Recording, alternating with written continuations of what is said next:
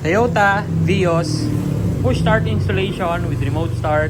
Version 2 itong kinabit natin. May mobile app control lang kasama to na pwede sa iOS or Android devices. So makaka-receive din kayo ng dalawang key fob, and then yung key fob natin may mga lagayan ng susiyan.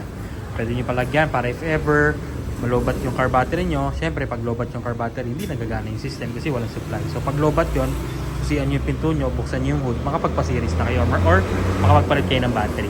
Alright, so yun yung purpose ng susi dito sa key fob. Okay, so remote start na natin. Press 3 times lang sa lock button. Approx 70 to 100 meters sa abot. Okay, so 1, 2, 3, start na yan. After 8 seconds, kasi nirequest nga po pala ni boss na maglagay ng ignition start delay. So after 8 seconds, siya mag-start. So optional yan, depende na sa inyo kung magpapalagay kayo. So free yon. So kaya sila nagpapalagay no kasi gusto nila bago mag-start yung kotse, mawala mo na yung mga indicator dun sa cluster. Okay? Tapos pag lumapit kayo dyan, automatic unlock na rin yung kotse. Papasok na lang kayo dyan para i-drive siya. Trunk release, naglagay din tayo. Yan, hold nyo lang to, bubukas yung trunk nyo. Pwede na kayo maglagay ng gamit.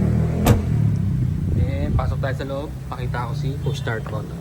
Nagkabit nga rin pala tayo dito ng Bosch Evolution horn. Parinig ko na lang din.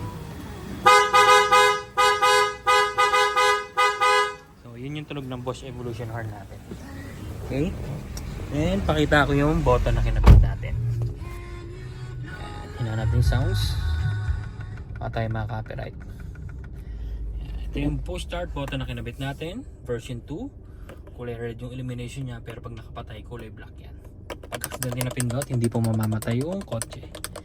Okay? Then matic transmission, park lagi, tsaka handbrake. Kapag naka-driver, naka-reverse, hindi siya mapapa-start. Yun siya ka-safe.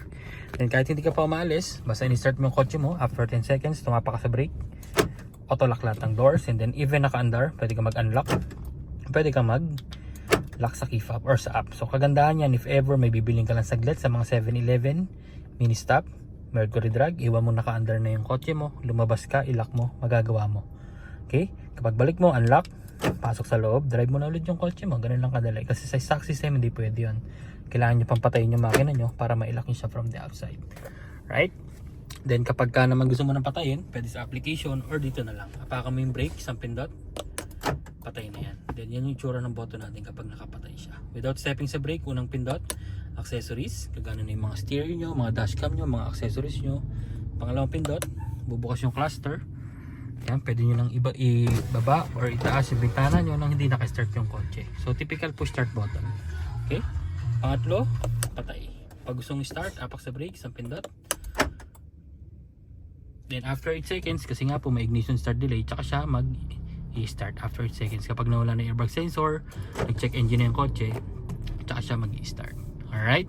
And then if ever, pakita ko na din, kapag may emergency kayo, no?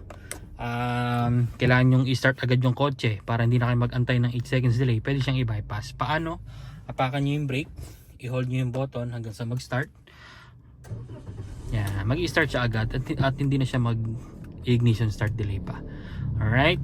So again, yung ignition start delay is free and optional. Depende na po sa inyo. And applicable lang siya sa version 2 system natin. Alright, so 2 years warranty with free mobile app control. And then naka-Burmans promo tayo this Burmans. So unahan na lang po, medyo paubos na yung stocks ko this year. Maraming salamat. Bye!